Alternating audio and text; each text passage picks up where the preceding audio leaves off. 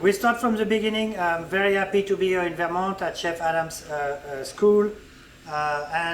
We have Dino running the IT.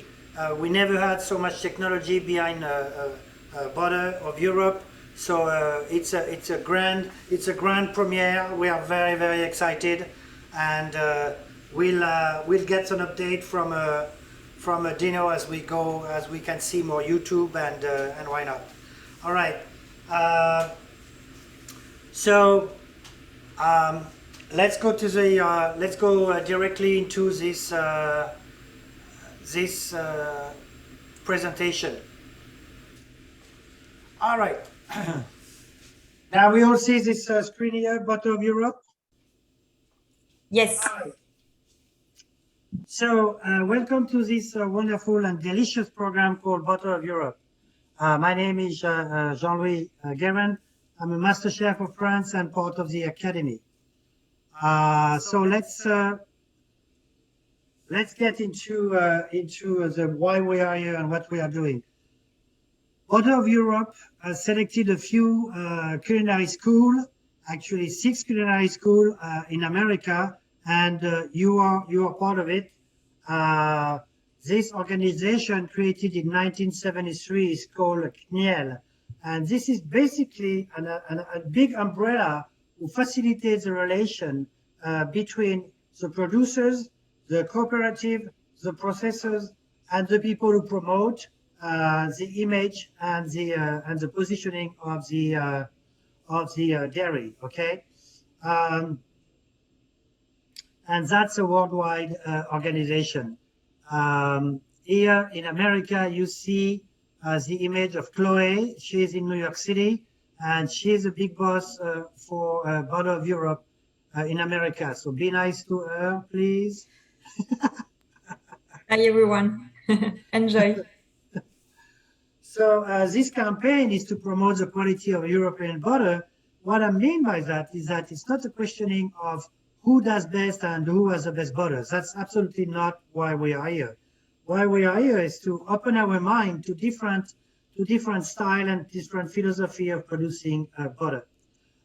This is directed to professional and students. So the people, the general public does not see that kind of presentation. And again, a little bit about me. You see my picture here when I was, it's actually a couple of years back. It was heavily photoshopped. Thank you very much. I appreciate the effort. I am a master chef of France. We are in America, about 45 in America, about 400, 600 around the world. And our mission statement is to promote French culinary, French savoir-faire throughout the world. You have to be born in France to do that, and it's a very prestigious association. It's very based on marketing. The second association is the French Culinary Academy, and we are about 2,000 around the world. Here in America, we are about 120. Chefs coming from America, chefs coming from Italy, Japan, and I think we have 1 Mexican here in America. So it doesn't matter where you are born, as long as you adhere to the idea of promoting a French savoir-faire, and most importantly, sharing your knowledge. So when you are asked to become part of the academy, you sign up on the bottom line saying that you are going to share your knowledge. So this is what I do, what I did all my life, and what specifically we are here to today. I am going to give you as much of my knowledge as possible, so that you can carry on and add up what I'm giving to you, and then get your experience, so that we can, as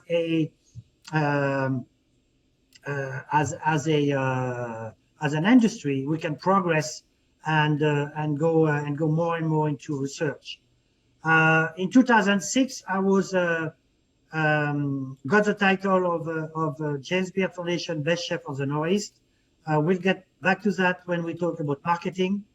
And oh yeah, in 2012, I won chops. So like Chef Jody and Chef Adams, I am also a Food Network rock star. The exception is that I look much better than they do, right? Okay, so what is it? What is European butter? Well, there is a big element is the ferments that are added to the cream, and that's going to give the acidity balance and just enhance the natural taste of the cream and make it slightly thicker, all right?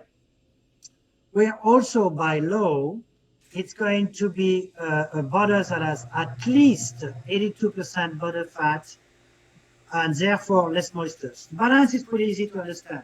You have fat, you have moisture or buttermilk. If you increase the fat, you of course have less buttermilk or less moisture. So it's going to change completely the pliability of the butter and the way it cooks and the way it reacts, right? And the second extremely important point is the protection.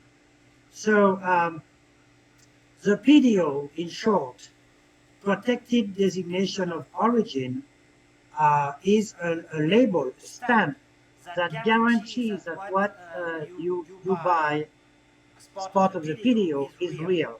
And you see different regions of France who get the stamp of a designated of origin. A few examples down here, President, that we are going to taste today in Croissant, Isigny, Échiré, you probably know that's a very known one here. La Conviette is brand new. We'll get to it a little bit later. And Grand Fermage, we are going to play with today on desserts. We'll get back to the PDO again a little bit later. It is very important.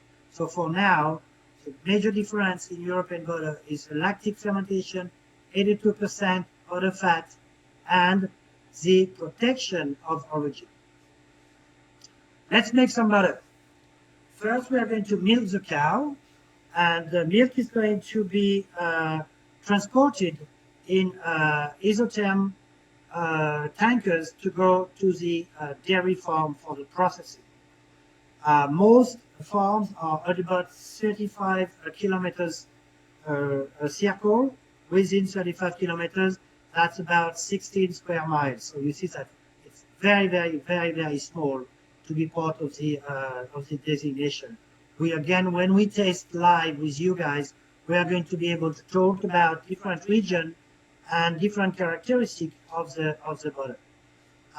The way to make it though is the same for everybody. The skimming is the separation by centrifugal force of the cream. The cream is split into the butter and the buttermilk. Okay, and the skimming is the getting the cream by centrifugal force. We most of the time are going to pasteurize. So you are aware and perfectly remembering those numbers. Pasteurization 162 for 15 seconds. Okay, I say most of the time because there is a special edition of butter who are unpasteurized, and they have to claim it. They have to clearly label it as unpasteurized butter. There is a very big market for unpasteurized butter. The ripening is when the difference is starting.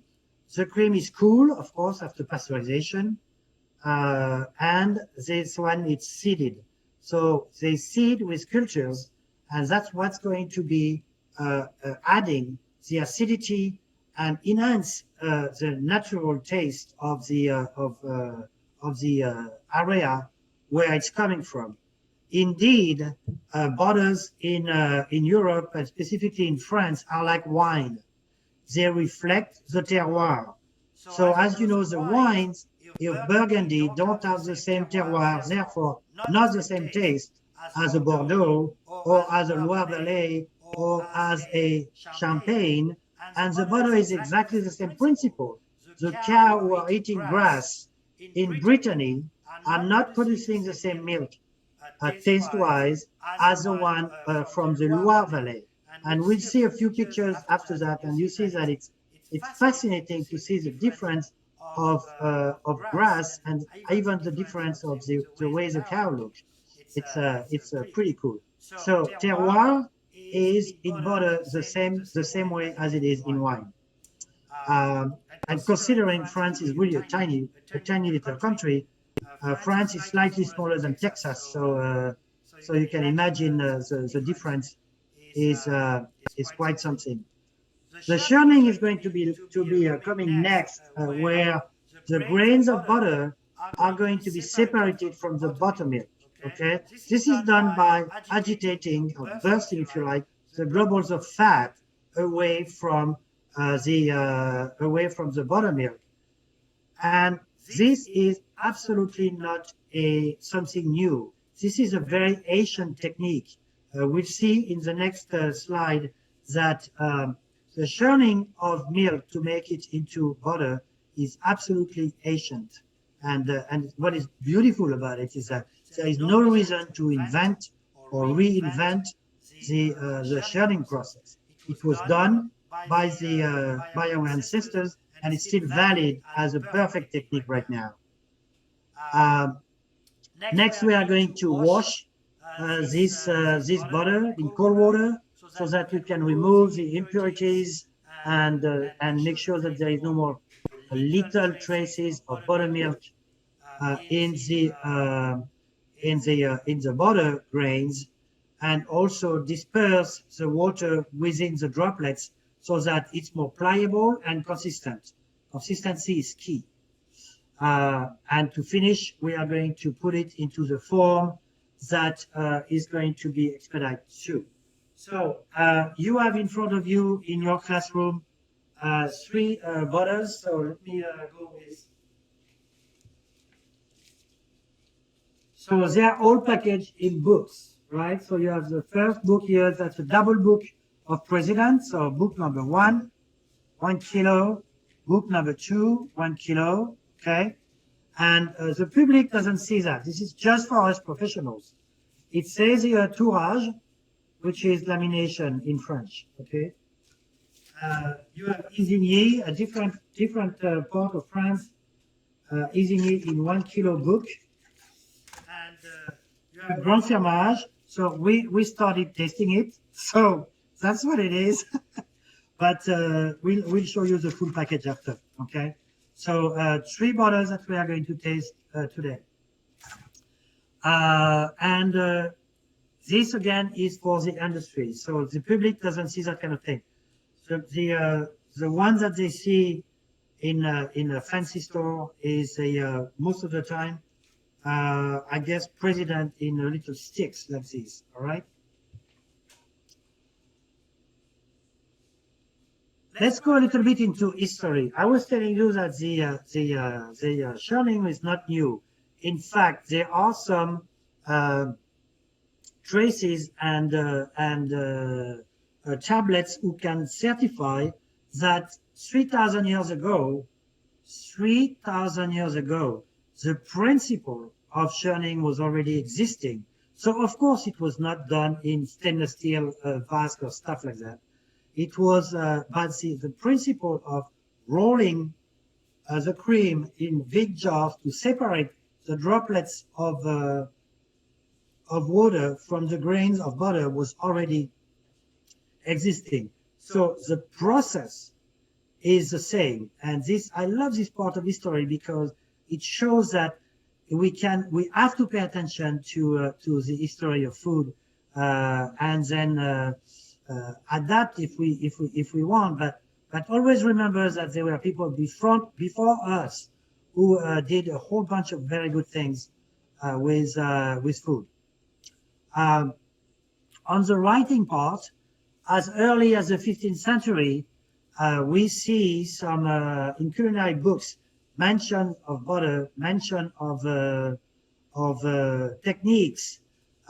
You might be familiar with Guillaume Tirel, known as Taillevent, who was the the private cook, private chef, if you like, as we call it, executive chef for King Charles V as well as Charles VI. And then in the 15th century, same thing. We see for the first time in an Italian book a mention of browning with butter. And again, this is, 15th century, long time ago. Even I was not born. If you can imagine that. Closer to us and closer to what we do are the roux. So the roux starting to appear as a technique of cooking in the about 15th, 16th century. And the roux, as you know, is made out of flour and butter that is cooked thoroughly so that the flour is cooked and it doesn't taste like flour. The roux needs to be torrefied like coffee, otherwise it tastes like flour, and that's really not good. Big mistake. Before the roux, the sauces and the soups were thickened with bread. So a big improvement, big improvement thanks to the use of butter. Religion has also a lot to do with the consumption of butter because it was the only fat authorized by the church for the Fridays, the Saturdays, the days where you are not supposed to have meat. The butter was the only fat that was authorized by the church. So of course it naturally made the butter very prominent in culinary, in food. Okay, let's talk a little bit about numbers. France is a dairy country. There is it's a very big industry, and you might know that there are in France more cheese than there are days. So there is 365 days and about 400 cheese. So if you go to France, when you go to France, you have to get to it and eat a lot of cheese if you want to be able to taste everything. So that will be your mission when you go to France. Eat a lot of cheese to be able to go through all of it. Out of this dairy country, 20% is used to make butter. The rest is for the cheese. Okay, so 368,000 tons of butter are made per year. I want you to pay attention to this. 19%. 19% is the increase. The increase of butter consumption by 2016 was 19%. What does it mean? It means that the people, my customers, but your customers, the customers now wants to have products that are better, that are traceable, that have a story, a product that has roots somewhere and a terroir. So a butter from Europe will have this legitimacy that it has a story. We know where it's come from. It's PDO, and you can trust it. It's real. It's legitimate and traceable. A little survey for you. A little question: how many liters of milk does it take to make 1 kilo of butter?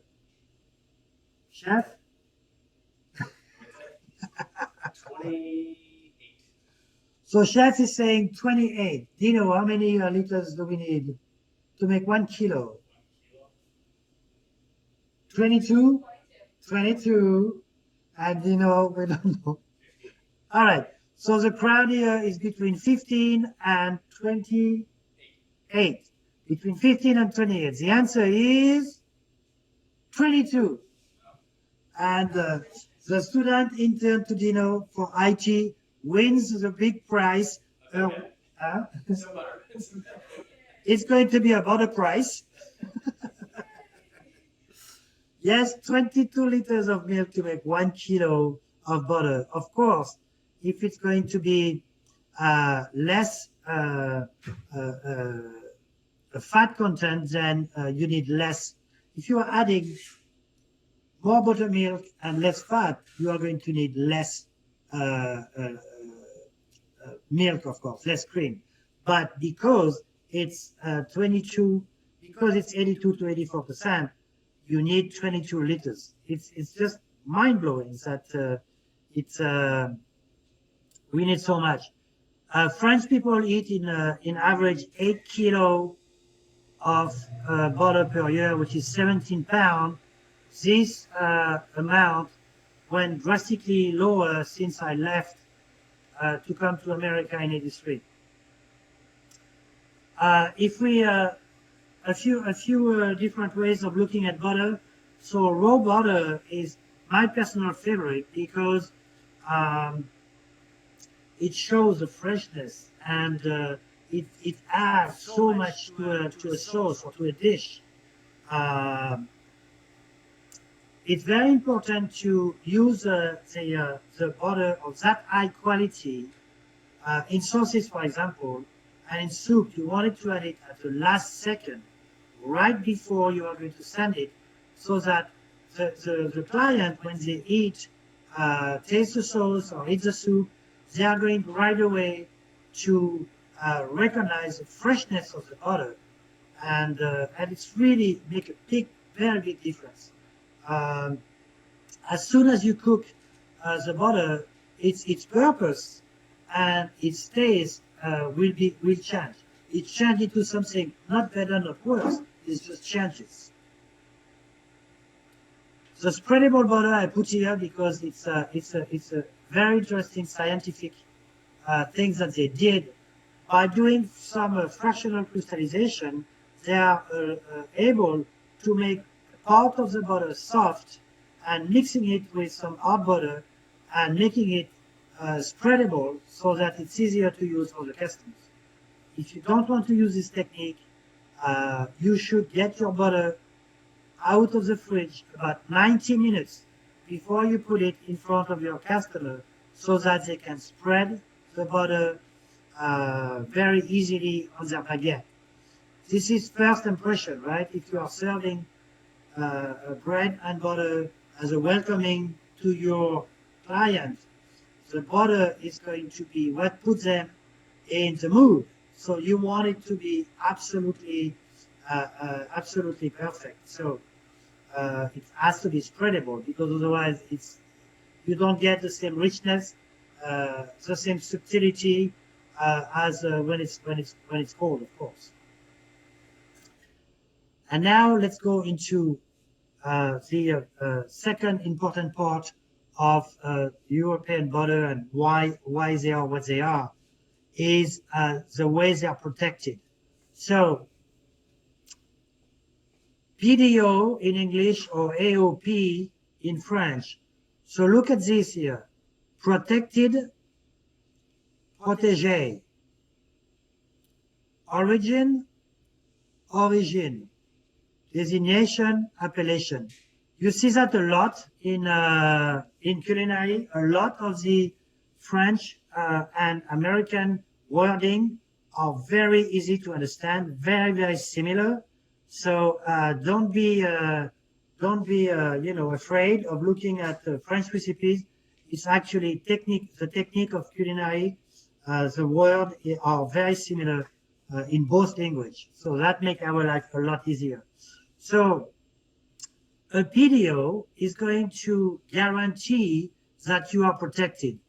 You are protected, it means that your neighbors cannot grab your name and say, you know what? I'm also Isigny Sainte-Mère. I'm also Grand Fermage. I am also president. No, they cannot do that. It's you. It's your brand. It's your savoir-faire. It's your roots and your territoire, right? So the biggest example that we have on this is champagne. Don't know if you remember in the 80s, there was a lot of one country who started to make champagne. So you had California champagne, Loire Valley champagne, Italian champagne, Spanish champagne, And the champagne people say, whoa, wait a second. We have a PDO. We are protected. Our terroir is what makes champagne. The vines that we have feed into our terroir and give the wine of champagne its originality, its trueness. And the European Commission say, yeah, you're right. You are champagne. You are a PDO. Everybody else out. You cannot say that you're making champagne in California. You cannot say you're making champagne in Italy, because champagne is a region of origin and it's protected. So this is the most famous case of protection of designation of origin. It started in 1979 with Charenton-Poitou, who were the first one to say, okay, we want to be protected. And it goes into Normandy was 86, Brest, which is closer to my region from the Alps, is after 2014, but it's not finished. I mean, this is something that is keep growing, and you can become part of this PDO if you are in fact within the rule or the recipe. A PDO is a recipe. If you stick to it, if you can show and prove that you are following the recipe, then you can be accepted into the PDO. I'm not finished with that. When we taste the butter, we are going to look at every different part of the three PDOs here and talk a little bit more about it.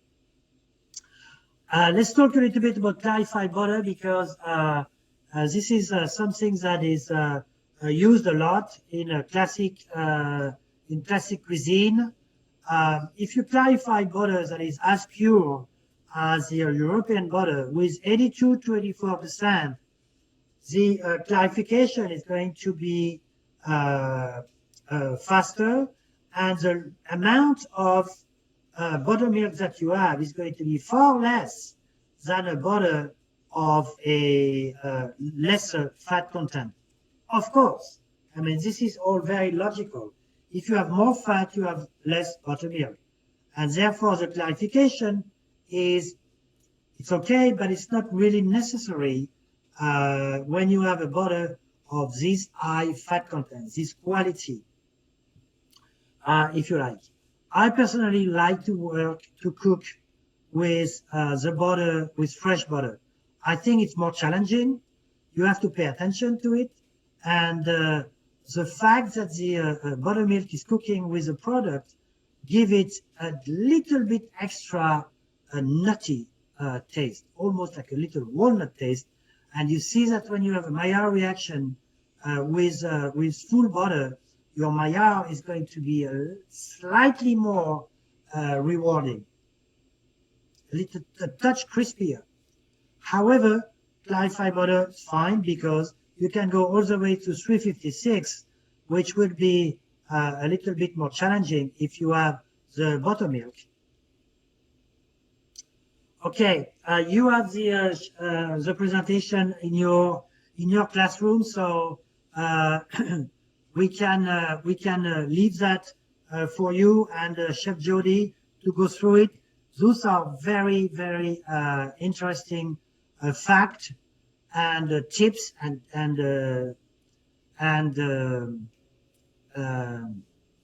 trick about butter. But please go through it with Chef Jody. It's very, very interesting, especially when it comes to the amount of vitamins, the amount of beta carotene in it. So I don't want to get too much in detail with it, because we are going to run out of time, and I really, really want to taste some butter with you. And especially I want to look at your croissant and see how you did. We have some croissant here that Chef Adam did this morning, and I already have 3, but who's counting? What is butter made of? Well, butter is butter. Butter is 100% natural. It's very important to get into that. It's cream. It's cream and ferment. That's about it. Does it make it better than the oil or the margarine? No. It's a different ingredient, and we use each ingredient for specific purposes, right? So I'm born in the Alps, so I'm way up there in the ski resorts of France. We don't have olive trees, so we cook with butter naturally. But for salad dressing, I'm not going to do a salad dressing with butter. So I'm going to use the olive oil from my friends in the south of France or Italy, right? So use your fat for different things. I wanted to come to this right away. This is super, super important. All right. This is a survey that is going straight to those people over there in Europe. The people in Europe want to know what you think. Okay, not what I think, not what Chloe thinks in New York City. They want to know what you think. So this is a very important part of this presentation. The more people they have answering the survey, the better it is for all of us, because they might send us more butter. Who knows? As a matter of fact, I have a special, very, very special limited of butter bonbon, if you like, that I put on the side and we send to the school. We're sending the most survey. So here it is. Get to it and give us a lot of survey so I can send you more butter. How's that? Does it sound good? Of course, this is 2021. Life will not be the same if we do not have social media. So when you post your recipe with butter in your classroom or on your own time, please put the hashtag with the Butter of Europe on Insta and Butter of Europe on Facebook. I don't know about you, but I want to taste some butter. Some butter? All right, let's do it. Okay, Chef Adam. All right, let me turn it to you. They can see me this side. Oh, they can see you. So All right, great. two angles here. Oh, we do have two angles. Wow, this is so nice. And Hi, then guys. I put them so you can see them a little better over there. Yeah, sure. Okay, so we'll put a mic on Chef. Oh, this is super technique. Wow, look at that. There we go. I'm a marionette though. I got a string on me.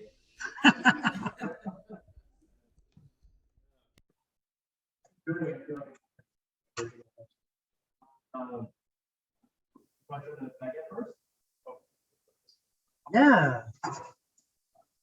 All right, so There we go.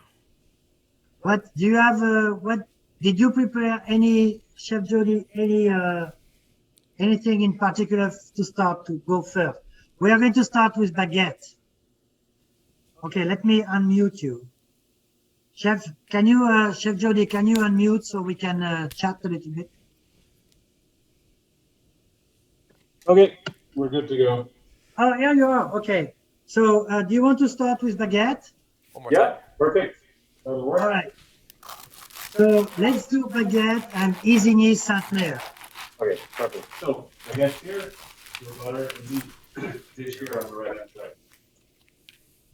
So here we are. What do you think, Joe? Traditional flavor. Isigny Saint-Mère. So that's about, we already dig into it, huh? A little bit of history. Isigny Saint-Mère is 82%. 82%. All right. Let me put the map on the screen so you can see where it's coming from exactly. Sorry. Okay, hold on. Don't let me. I'm going to stop this one. I'm going to go to the. You were almost there. Do you see that? Yeah, yeah. Everybody can see the photo guy here. Okay. Do Do you want this presentation? Yeah, I want this Here. off. There you go. Okay. Okay, do you see the butter coming out of the machine? Yes? Yes. Okay, all right, good. So this machine here is just extraordinary to think that this machine is used every day. Today, it's used every day. This is not a huge piece of equipment. It is small batch, and it's made like that. It's made like that right now. It fascinates me that to be able to keep the terroir, to be able to keep the identity of the and authenticity of the terroir. They are not going in big batch. They are in fact doing small batch. We are testing Isigny, so let's go to Isigny right away. All right. So, oops, there we go. Isigny Sainte-Mère, exceptional. Yes, it is. It is exceptional. It's tiny, tiny, tiny, tiny. 35 square kilometers is, what did we say? 15, hold on, I have to find my notes here.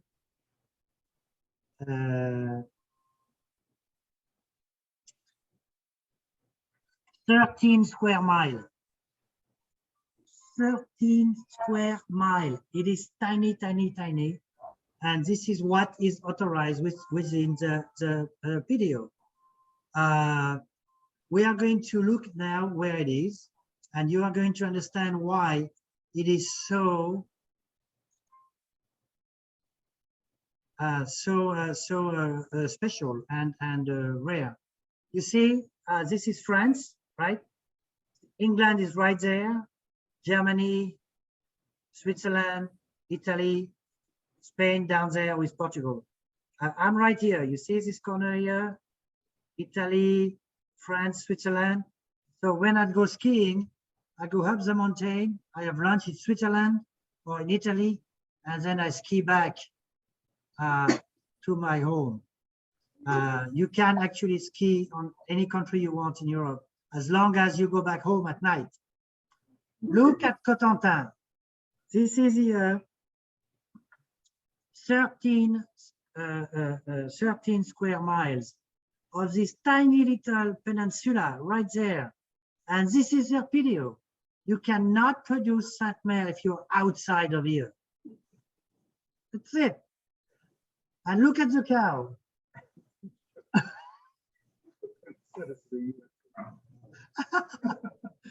Look at the cow. They are grassing here. They are enjoying grass. That's the ocean. And of course, the breeze from the ocean is slightly salted, and therefore the grass is slightly salted, and that's going to be part of the terroir. It's what makes it unique. You cannot have that. We don't have the ocean breeze in the Alps. So our butter is not going to have this hue of saltiness, okay? This is an AOP, protected, right? And this is also no GMOs. And when I say no GMOs, it's nothing, zero, absolutely nothing is authorized. You cannot put anything in this butter. Otherwise, it's a no, no, no, no, no, no. You get into deep trouble, okay? Alors, I have my tartine here. Baguette that Chef Adam made this morning with an okay amount of Isigny Sainte-Mère. I can use more, but I'm sharing, so I don't want to take too much.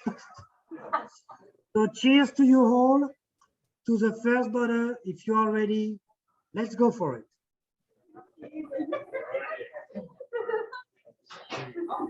I have to say, don't taste anything yet before it goes up.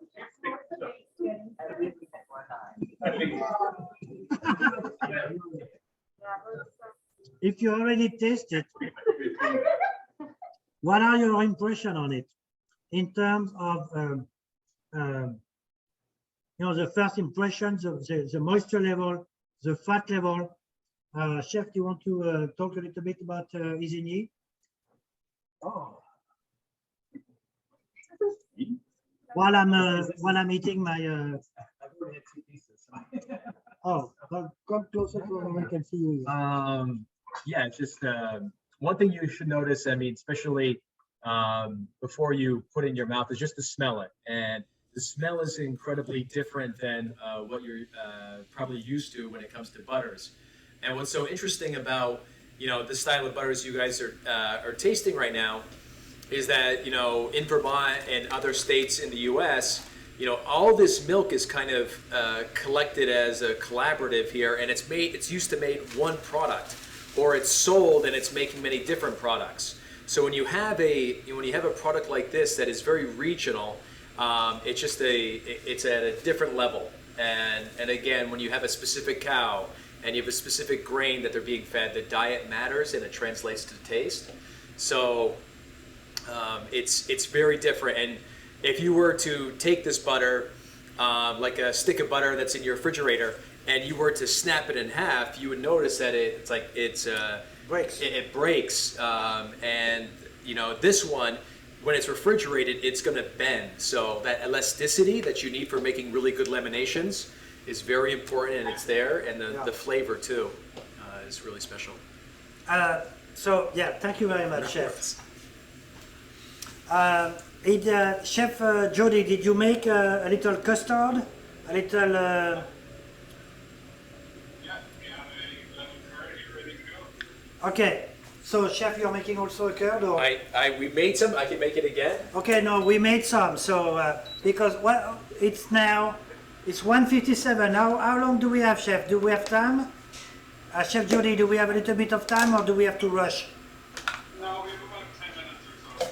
We have 10 minutes. Well, let's. Okay. Well, So we finish. Chef this morning, Chef Adam made some passion fruit. What do you say that in English? curd. Yeah. Passion fruit curd. Yeah. Passion fruit curd. That's the English version. So, and we finish it with Grand Fermage, and Grand Fermage is also incredibly interesting butter. So if you want to show the quantity at the beginning, Yeah. So this is the recipe. that's what it is. And so we have the sugar, we have the passion fruit puree, we have the yolk of egg, and then we have the butter. So all this butter is emulsified into this recipe. All right. So you see that there is a very generous amount of butter in this passion fruit, and when you emulsify it, yeah, I know it's going to be. When you emulsify the passion and the base with the butter, it just like brings so much air into it that you have a little bit the principle of any kind of emulsified sauce, right? Hold on, give me 2 seconds. not rushing, I just not need to rushing. double check it.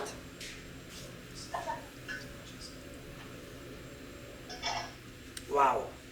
And you don't like sweet desserts, so it's, And that's true. I don't like sweet desserts because I find them distractive at the end of dinner. After I feed my customers with 4 or 5 courses, I find out that the pastry chef is trying to take take the lead at the end. So, and we already give the customers so many calories that I don't like dessert in restaurant. I don't like dessert that are sweet because I think that it's distractive. So in this case, it's excellent. So let's go to the screen here because Grand Fermage has a different way of looking at their PDO. It is a cooperative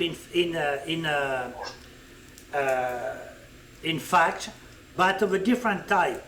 They are different in different territories around France. But the beauty of it is that you recognize them. So they have names. And when you're talking about Grand Fermage, Normandy, you say, oh yeah, it's Nicolas. And Gaelic in Brittany, Jean-François and Julien in Poitou-Charentes, Regis and Valentin in Loire-Valley, Nathalie and her husband Laurent in the Loire, and Sébastien closer to me. Those are people. It's not a brand. It's people, it's family who are taking care of their herds and taking care and making sure that they follow the PDO and making sure that they protect the products, they protect the brand, the territoire, and at the same time get protected. It is really an important concept of knowing that they are people, okay, they are family. It's quite important. Each one of those family have one vote, okay, inside the cooperative, inside the cooperative model. It's really a business model, all right. Let's be completely frank about that. It's a business. However, within the business, you have Jean-François, you have Gaelic, you have Laurence, and each one of them has one vote, regardless of the size of their farm. They still have one vote, and therefore it's like so totally democratic. It's scary, and their first mission is to devote themselves to the farm, to the herd. At the same time, they are a very important part of the community, where in fact each farm gives open other jobs, okay? Between the technicians and the engineers, the logistics that it takes to make this umbrella works, make it a very important part of the community. And this year we're seeing different breed of cow, and look, they eat the grass, they eat the little flowers here, and this is all part of what's going to be give the philosophy of the border. You see a young farmer who is milking a cow. This summer I was very lucky to be invited by the cousin of my brother-in-law, whose herd is in the mountains. So in the summer, she takes her cow all the way up into the ski resorts, and that's where they eat the grass. That's the grass that they eat, up in the mountain. And then they get the milk down.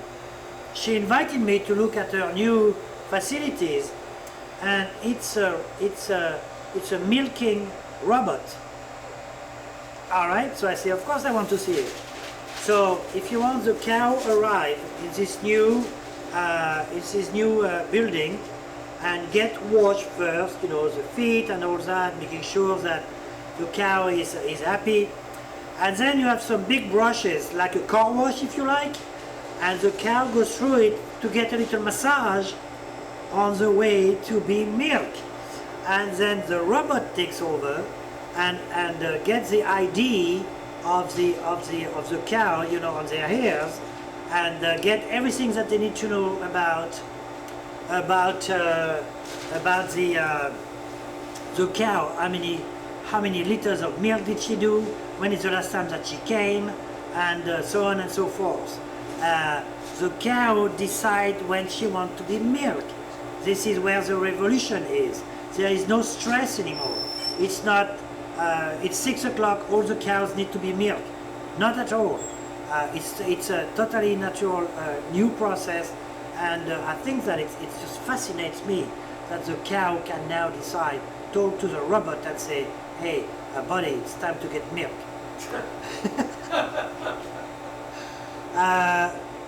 We are going to finish with the grand finale, the croissant. So we send you some beurre président because we figure out, and Chef Adam can talk a little bit more about that because he's definitely pastry and baking, and I'm more into the savory part of things. My specialty being sauces, so you see I'm far away from lamination. President was founded in 1933. It belonged to the group Lactalis, And Lactalis is a very important group, Franco-American, and they are very well known for their cheeses. That many of their cheeses are protected, and this is where they are. That's their turf, the Loire Valley. So remember, 5 minutes ago we were up there, close to England, okay, and after that we went into this part of France to taste Grand Fromage, and now we are in the Loire Valley tasting Poitou-Charentes and Poitou. They are AOP, and of course there is no GMO whatsoever. And so let's taste. Let's taste here. All right. So, there's the, for you. So this is made with Wait, this one has President. This one has more butter. There you Oh, go. thank you. I'll take the one with more butter if you don't mind. Did you taste, Chef Jody, did you and your students already tasted the croissant? I think they were passing it around. Okay, so cheers. Sorry, Chloe, you don't have any croissant, but we are going to tell you what it tastes like. Okay, perfect. Thank you. As you guys are tasting the butter and the croissant, it's important to realize the importance of what we call dry butter, butter that has a high fat content and less water content, especially with lamination. Because when you're doing your lamination, you're creating layers of dough and layers of fat. You're counting on that controlled evaporation that's happening between those layers. So when it goes into the oven, you're getting a lift from that evaporation of that butter. You're also getting a lift from the yeast that's added to the croissant, and you're also getting the lift from that oven spring from the temperature. So you have three things working in conjunction, and you'll definitely, and then also because of that extensibility too, what you don't want is that butter to break. And as when you have more water content and less fat, if the butter and the dough aren't at the right temperature when you're doing your lamination, it can do this thing where the butter begins to tear and you have what's called a barking, and then you have these sections of butter inside your dough, and it creates an uneven lamination. It doesn't mean it's garbage, it's just not going to make a good croissant. It'll be perfectly fine for making like cinnamon buns or something like that, but it's just a very different product. So in a sense, you have to consider a couple different things. One, you already have something in a butter block, so it saves you a lot of time from pounding out butter. And again, if you can have your staff doing other things besides beating butter into submission, they can be doing other things, more productive. So, and it's already by its nature more extensible and much easier to use and control. Thank you, Chef. It's the pliability in tourage in lamination is quite important. So La Conviette is a little bonbon that just came in the market. This is not something that is widely available now. We have a few, and I'll send it to whoever is doing the most survey, just because I don't have enough for everybody, so I need to choose. So it's easier to just say, all right, you do the survey, you get the thingy. It's, by the way, I forgot to mention, it is incredibly good. Just saying. I love the pictures of those cows who are just eating next to the ocean. I wonder if after that they go for a swim. We need to check that. This is a very important part of the full circle of cooperation and farming. The farmers who decide to get in, they have to sign, it's 100%. You cannot be half in, half out. It's 100%. 200 days is the average of the number of days that the cows are outside. 99% of the ingredients must be local. It's not negotiable. It's coming, it has to come from France.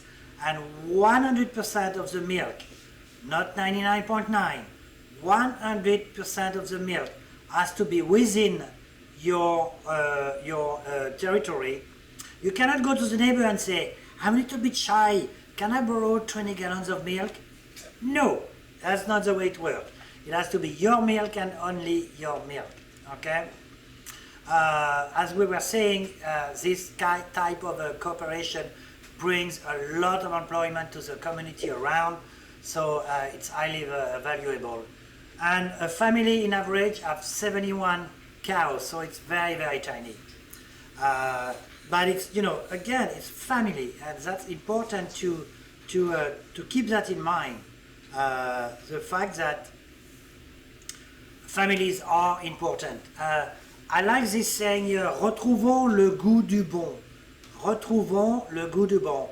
Let's go back to real taste. Let's go back to the root. Let's go back to non-artificial, no colorant, no conservateur. Let's go back to real food, the way it was, and the way that our customers enjoy it. Ta-da! That is again the thing. So shoot it with your phone and send a survey to those people in Europe, so they can see and they can hear what you want to say. Your opinion actually matters to border of Europe. They want to know what you think about the border, and we are not saying buy only European borders. This is not what we are saying. This is just like we all as chefs have to have an open mind and constantly look around what's going on, new technology and new products. So this is we believe that this is a product that is absolutely stunning. So we can get to it.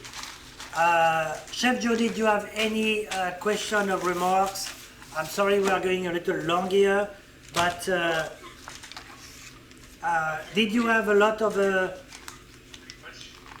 what about the students? What about you guys? What do you think? Did you like it? Is that something that was fun to do, tasting these butters?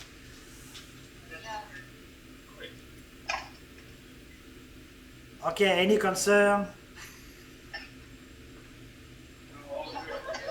All is good? Okay. More butter. More butter. We'll send it your way here. I like that. Thank you for asking for more butter. It's a very good sign.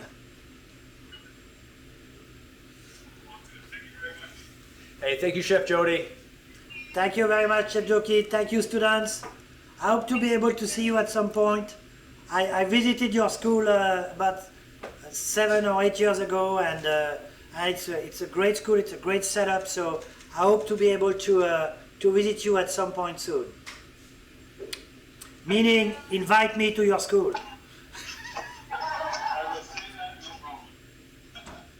Bye, Chloe. Bye bye. See you soon. Bye bye.